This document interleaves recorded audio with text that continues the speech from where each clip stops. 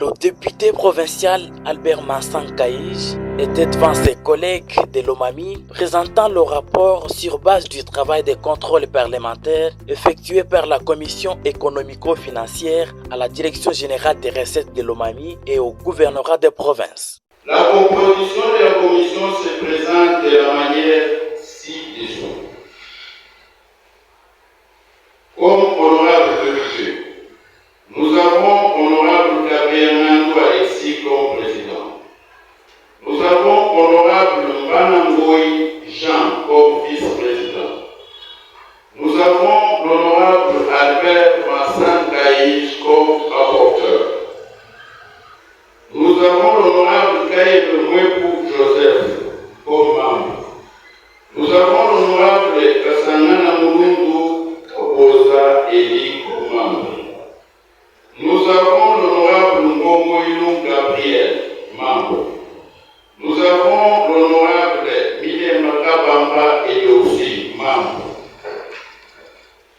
Comme personnel, nous avons M.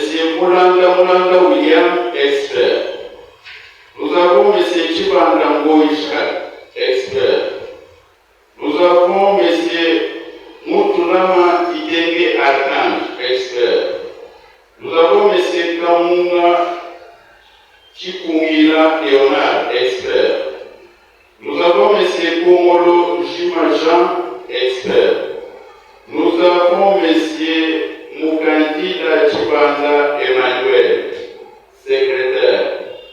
Et enfin, nous avons M. Dipou Wabakishi Fernand comme opérateur de ceci. De l'objet et de la durée de la mission. L'objet était de contrôler l'exécution du budget de la province de l'Omami pour l'exercice 2024 et quatrième trimestre et le premier trimestre 2025 jusqu'au mois de mai. La durée initialement prévue pour 10 jours, il y a eu un compromis trouvé entre les membres de la commission et le bureau de l'Assemblée provinciale pour amener ceci à 6 jours. Aussi, le contrôle de l'exécution du budget s'est focalisé seulement aux recettes propres réalisées par la Direction générale de l'OMAMI DGRO ainsi. Dans sa présentation, le rapporteur de la commission ECOFIN a dévoilé plusieurs irrégularités constatées par la dite commission. Le manque de répertoire des assujettis par secteur, entre parenthèses, personnes morales et physiques.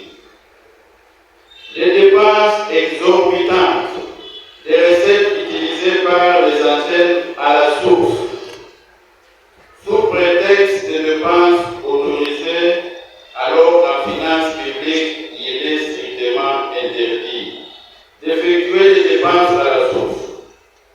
Seul l'ordonnateur de dépenses est habilité d'engager une dépense. La discordance des chiffres nous présentés par la comptabilité de matière et celle de la DGRO précis à la livraison. C'est le cas des patentes. Certains chefs d'antenne mélangent les recettes des actes du péage avec celles recouvrées par les services d'assiette. La consommation des recettes oppose des péages en disant la prime de la restauration et des cafés à chaque agent. Le mauvais encadrement des agents qui travaillent aux différents postes de péage sans abri. En parenthèse, qui passent nuit dans de mauvaises conditions. Les réalisations de certains actes aux antennes avec une recette sans taux, ni le nombre de cas, une légèreté totale au travail. Certaines dépenses sont effectués avec les libellés qui n'existent pas dans les livres budgétaires. Le manque d'un canevas uniforme des tableaux reprenant les rapports financiers par antenne. La présentation des faux calculs dans les rapports des antennes, soit la plus-value, soit la moins-value. Pour le gouvernement provincial, manque de coordination et de suivi en ce qui concerne la délivrance des imprimés de valeur. Le dépassement dans la consommation des crédits budgétaires, surtout au gouvernement des provinces. Manque de la stratégie pour avoir un service propre pour l'impression des imprimés de valeur. Pour le ministre provincial des Finances, manque de coordination et stratégie pour le suivi en ce qui concerne l'impression des imprimés de valeur chez un particulier. Manque d'un état de besoin écrit ou un contrat avec l'imprimeur des imprimés de valeur. L'utilisation d'une personne sans qualité dans son cabinet comme imprimeur. Ces derniers travaillent dans une bureautique privée sans garantie de sécuriser les imprimés de valeur. Ce qui présage une complicité avec les ministres de Finances. Au grand mot des grands remèdes, l'élu de la circonscription électorale de Louilou a énuméré une batterie de recommandations. Créer des espaces à toutes les chaînes des radios pour sensibiliser la population à la culture fiscale. Éviter la mixtion et séparer les recettes du péage et celles versées par les services d'assiette pour permettre de distinguer chaque fois le pourcentage des partenaires aux antennes digitales. Disponibiliser à temps les imprimés de valeur pour éviter le coulage des recettes.